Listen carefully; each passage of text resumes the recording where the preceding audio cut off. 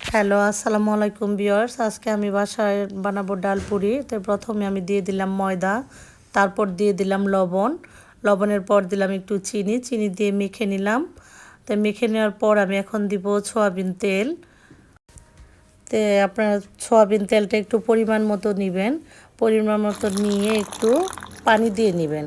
পানি দেওয়ার পর এই ময়দাগুলো মেখে নিয়ে তো মেখে নেওয়ার পর একটু সয়াবিন তেল দিয়ে 10 মিনিটের মতো রেখে দিবেন। দেখেন আমি পুরিগুলো কেমন করে ভিতরে ডাল দিয়ে নিচ্ছি। ডাল দিয়ে এখন ভিতরে ভালো করে মুখটা আমি লাগিয়ে নিব।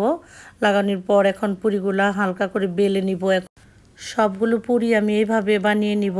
দেখেন একটা পুরি আমি বানিয়ে দেখাচ্ছি আপনাদের, না হলে ভিডিওটা অনেক লং হয়ে যাবে।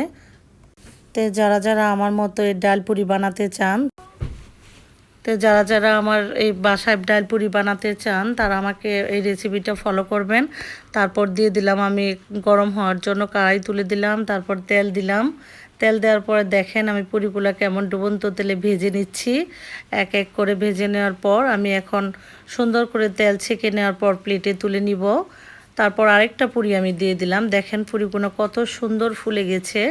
এরকম করে আপনারা অবশ্যই বাসায় ট্রাই করবেন। পাশে আমার ছেলের বন্ধুরা মিলে লেবুর পিকনিক বানাচ্ছে।